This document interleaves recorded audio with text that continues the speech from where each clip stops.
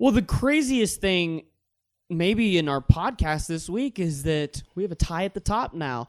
I went 2-3 last week. Brandon went 3-2, and he caught me. We are tied atop the leaderboard with the listeners only 2 wins behind us. That could change very easily. Jake, congratulations. You got to 20-30 this week. I will say. Hey, you're coming up, yeah. Yeah, I will say. Because you were not doing well after about 4 or 5 weeks. Yeah, I was consistently like 3 weeks in a row getting 3 and 2s. Yeah. I think you got to stop betting so contrarian. That's what you're doing. I know, that's my biggest problem. Stop betting out of spite. I honestly think this week's picks are solid. They make sense. This week, the games are a lot better than last week when it comes to picks. We will have these on our. You have so many on our Twitter where you can. You saw my notes. You can pull with it. Yeah, are you kidding me? You No, think I I didn't wrote see down it. which ones? You think I wrote down which ones I'm choosing? When you ball hawks over there, whatever, Watching man. it. All right, let's start with prime time Steelers at Browns. You already know what I think is going to happen, so let's start with somebody else, Jake. I'm amazed, and I'd say I've said it multiple weeks, but Mike Tomlin, I think he might be a future Hall of Famer as a coach. Just what he battered Pittsburgh team to make them in the hunt in the play. Now I know the AFC's bad, but he's been doing a Herculean effort to make them 5-4. I just don't see him as much of an X's and O's coach to make. He might not be a Hall of Famer, but he's a very good coach. And how about you keep Le'Veon or Antonio Brown, and then I'll believe that you're a good coach. But he's winning without them. I understand that. No, with a backup quarterback. That's where it comes down to is the quarterback, not the skill guys. And he's doing a Point good job. is, Steelers are going to beat the Browns. I'm done. I don't believe in Baker mania. I'm writing them off. There's no chemistry on this team. They have no line.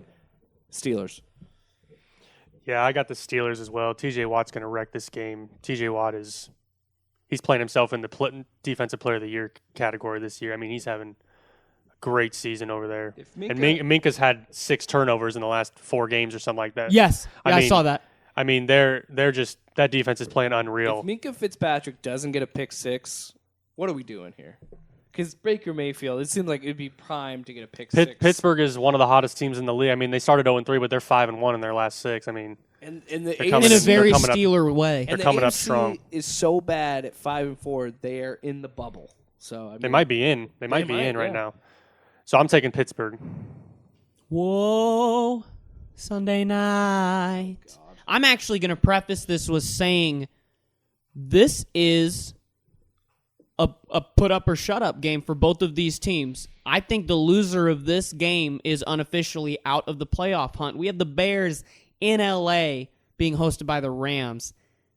Both of those are kind of on the bubble as NFC playoff teams. We'll start with Jake.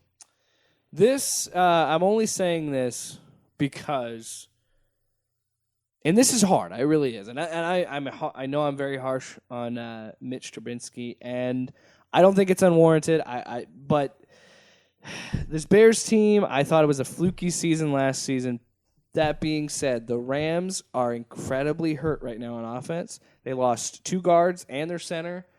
I got to take the Bears in this one because the Rams are extremely hurt.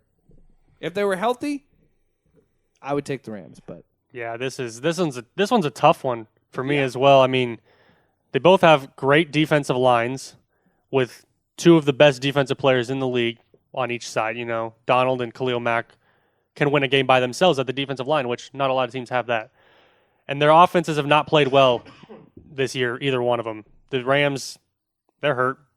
They're missing Brandon Cooks. They're missing that offensive line. So it's kind of a toss-up. I think I'm going to take the Rams only because they're at home, though. If this were last year, I would have said, "Oh yeah, Rams, no way." But It's a tough one. It is a tough one. I am going with Chicago though because I trust out of the offense or defense on either of these teams. I trust Bears defense. Yeah, I would agree with that.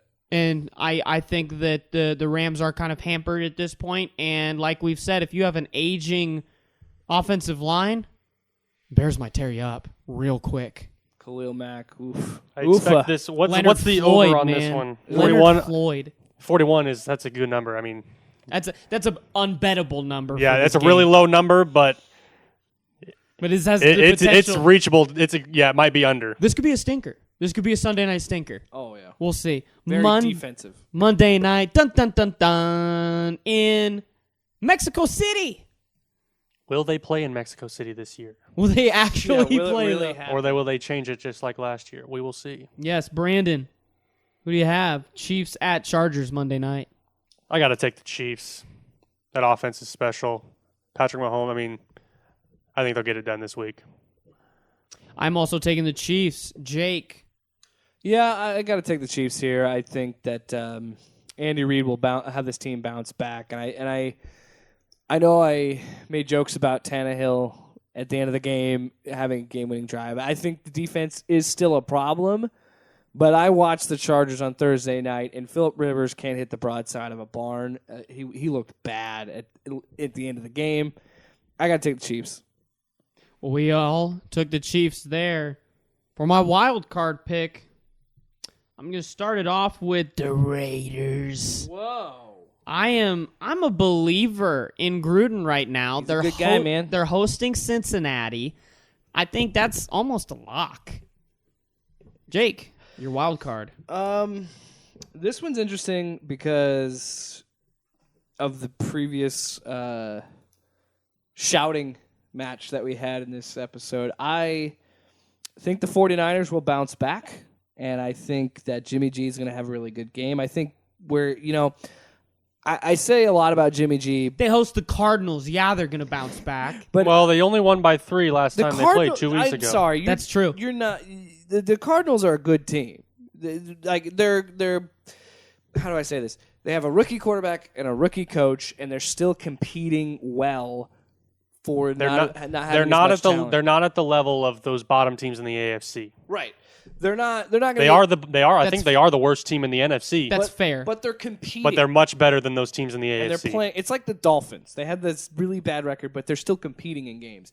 And I think they're going to bounce back. And I know I was big on Jimmy G, but I'm not giving Kyle Shanahan enough credit. I think Kyle Shanahan is a very smart offensive mind, and I think they'll win it at home.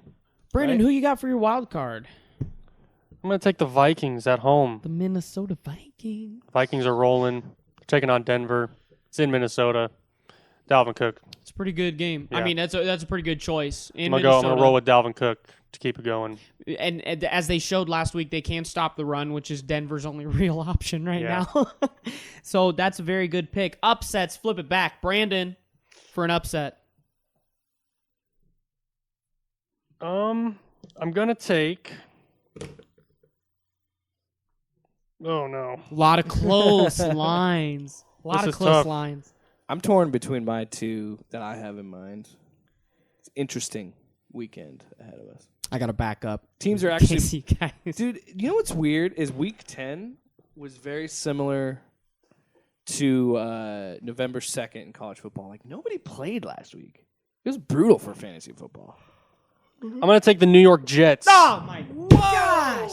Seriously? Yeah, I'm taking the Jets. That's a good bet, man. 1 point at Washington. They just won, hosting the Giants. That was mine. It really is a battle of, but the Redskins are a train wreck right now. So, yeah, that's not a bad pick. The Redskins are the team that has given up on their franchise the most out of all of the clunker teams. I believe that Jets showed up last week. the only Redskins player that is happy to come to work every day is Josh Norman, and that's because he's still cashing checks. Yeah. It's a good pick, man. All right, am I next? Yes.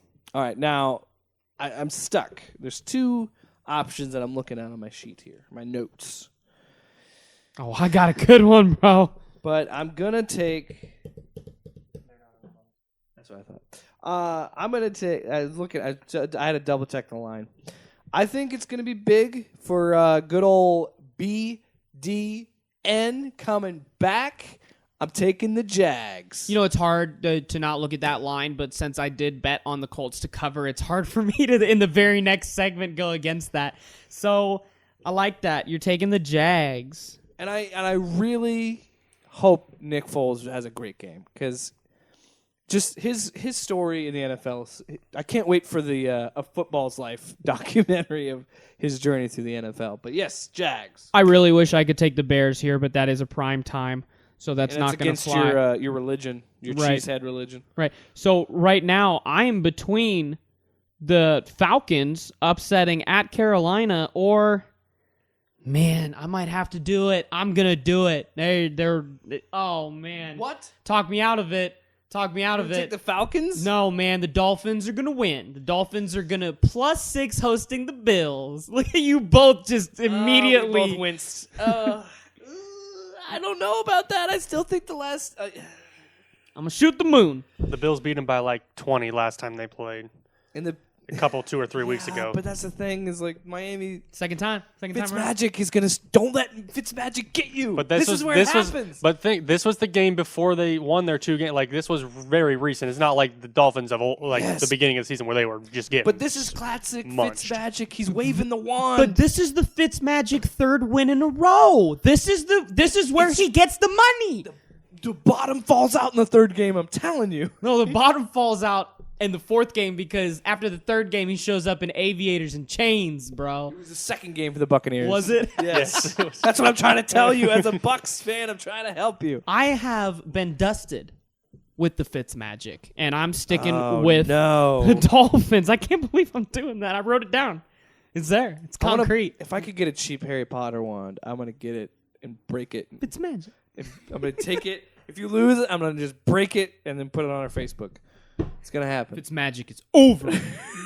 How does he still do it? How does he keep frauding these teams? Well, no matter if Fitzmagic is able to pull it off, hosting a good defense, no matter what happens, we're going to talk to you about it next week. Whether it's in-state or out-of-state, pro or college, we will be back with the biggest sports news.